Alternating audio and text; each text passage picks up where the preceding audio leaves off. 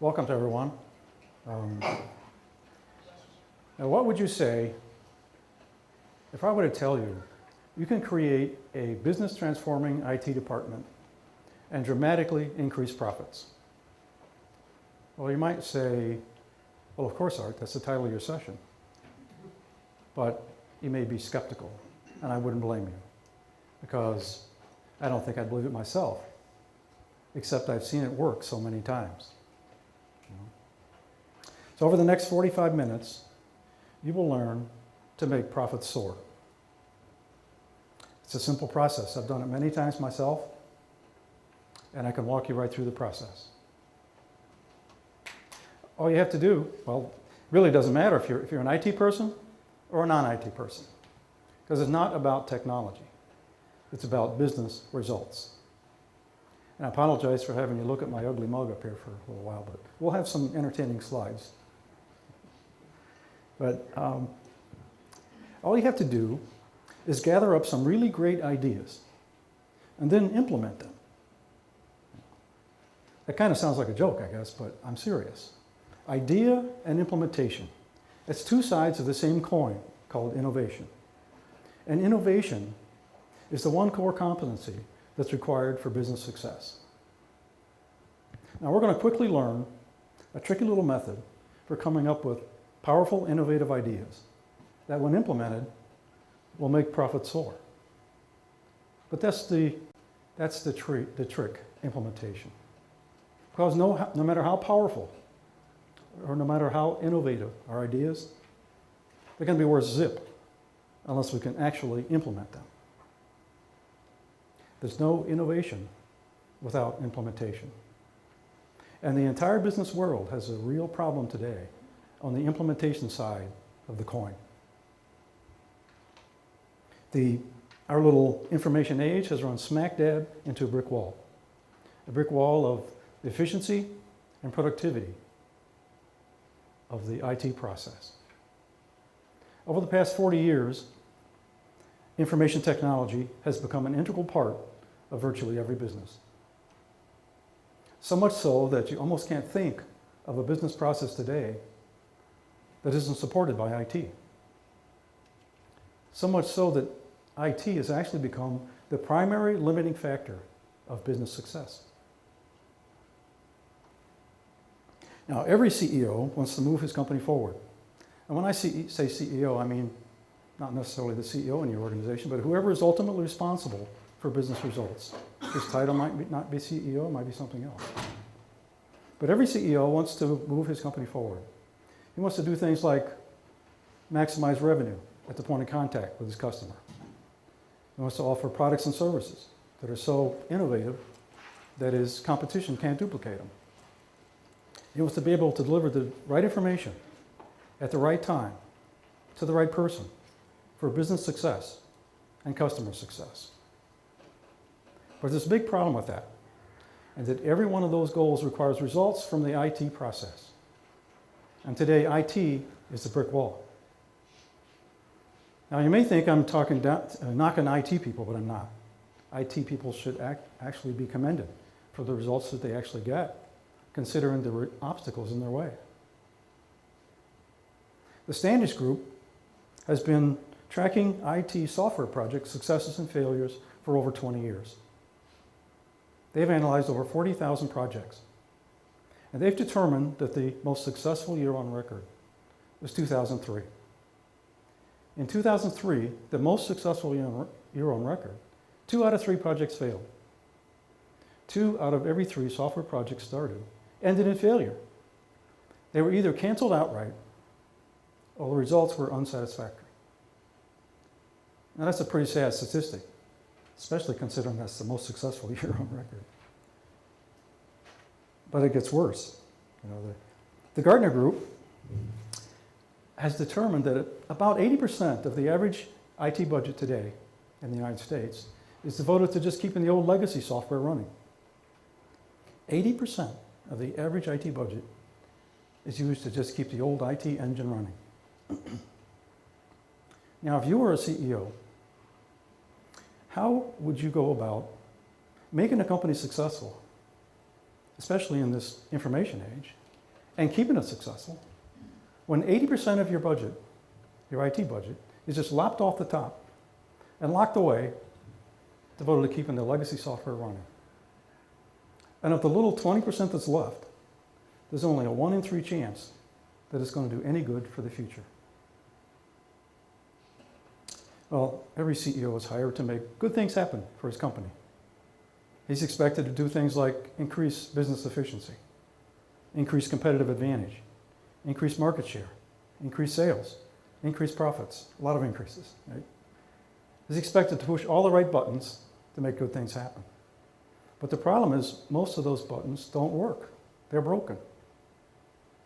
Every great idea that the CEO has requires results from the IT process.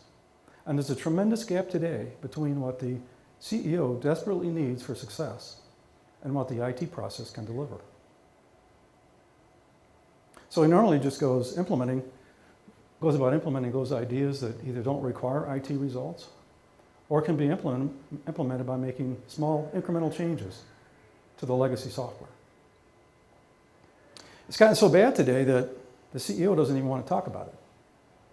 If you try to talk to a CEO about his software, he holds up his hand.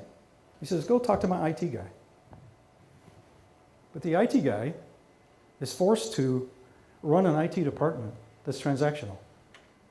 He's forced to focus on making sure that every transaction that's entered today gets processed today. He doesn't have the time or the resources to even think about the future. But the CEO desperately needs an IT department that's transformational. Every company today must continually transform themselves just to stay in business. Constant innovation is the one core competency that's required for success. Any company that's doing 10 years from now the same thing they're doing today won't even be around. And in this information age, innovation is a 2-letter word. It's spelled IT. We desperately need something that'll break down that brick wall. We need something that'll do for the information age what the assembly line did for the industrial age. 100 years ago, the industrial age had a strikingly similar problem that we do today. And that was the efficiency and the productivity of the manufacturing process. Manufacturing of the industrial age is driven by the manufacturing process, just as the information age is driven by the IT process. Now, their problem was ultimately solved by a change in the process, which caused a dramatic increase in the standard of living in every industrialized country in the world. When Henry Ford introduced the assembly line, he not only transformed his company, but he transformed every manufacturing company in the world. And he enabled an order of magnitude increase in the efficiency and the productivity of the manufacturing process. Now, Henry Ford had a dream. He wished that he could sell an automobile to every American. But at the time, his business and manufacturing processes was too inefficient. He had to charge over $900 for an automobile. That'd be a great deal today. But at the time, it was way out of the price range of the average American. And not only that, but if you took a ride in a Model T, you'd better take along a toolbox. And you better not go very far, because you're liable to have to walk back. Well, Henry Ford tried everything he could think of. He tried pushing his people harder, but they mostly just got mad and quit. He tried every new technology he could find. He tried different systems of controls, different systems of checks and balances. Nothing helped. Well, he finally decided that the problem was in the process itself. The problem was in the way the job was done. So he set about perfecting the assembly line. By the time he got the assembly line perfected and in production, he could manufacture 8 automobiles for what it used to cost him to produce 1. 8-to-1 advantage. Henry Ford was able to reduce the price of an automobile by 75%. Not only that, but he doubled every one of his workers' wages. And he reduced their work week from 5 days to 6, from 6 days to 5.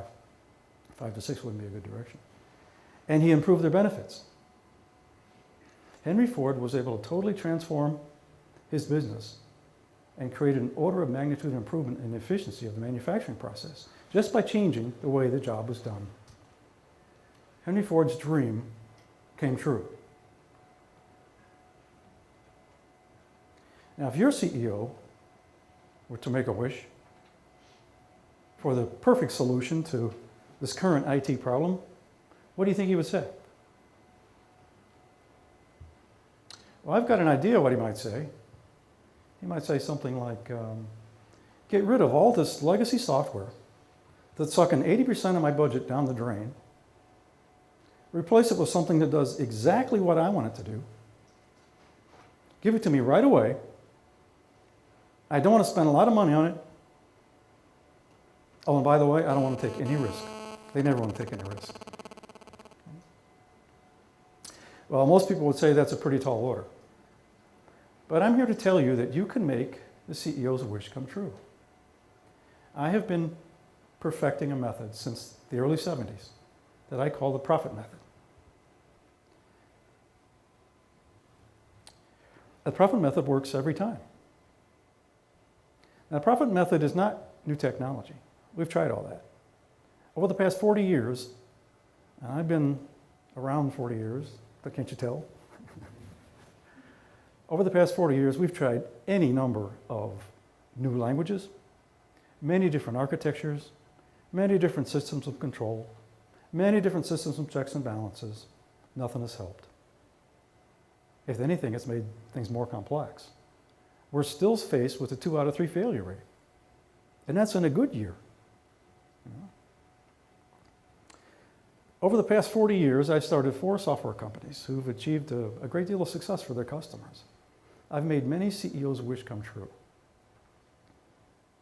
The profit method, with the profit method, you don't just write systems. The entire process becomes much larger than that. With the profit method, you don't just create programs. You create innovative, business transforming solutions that make profits soar and make the CEO's wish come true. I have a great example of profit method in action. And that's a project that we did for a Keyport life insurance company some years ago.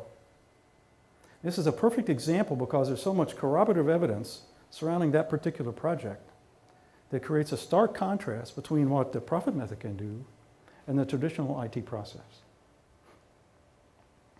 Now, in the early 1980s, there were 3 companies who attempted to create a single software solution that was so comprehensive, so full of functionality, that it could be used to run an entire life insurance company.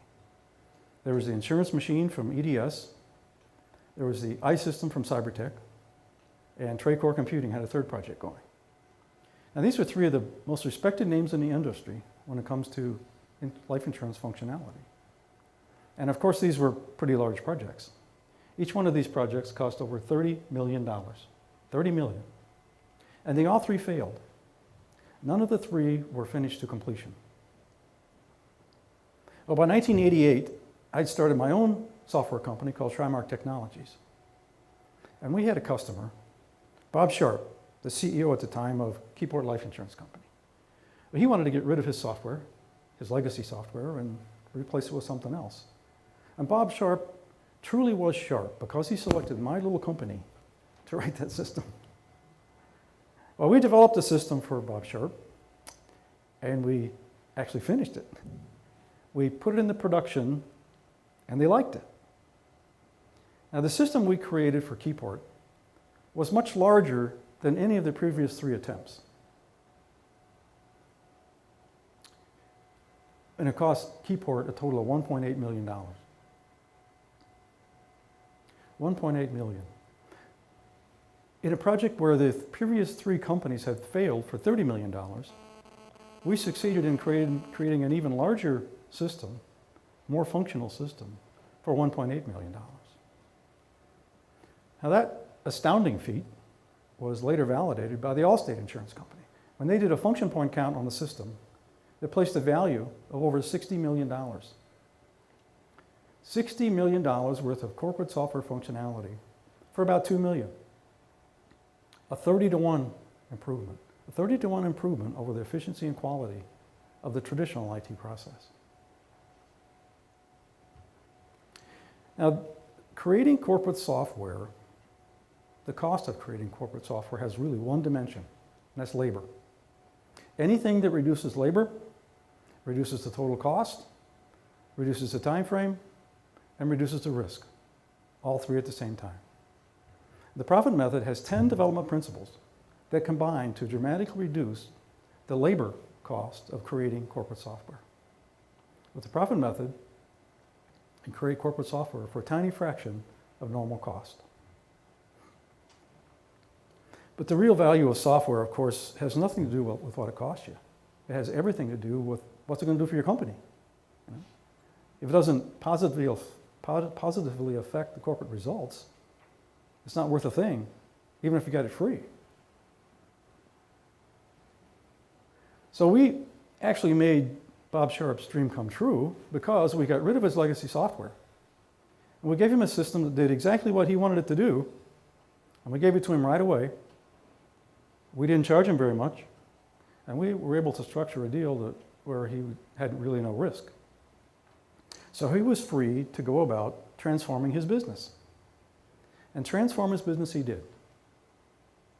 Keyport was able to double their business without hiring any new people and reduce their IT costs by over $1 million a year, all three at the same time.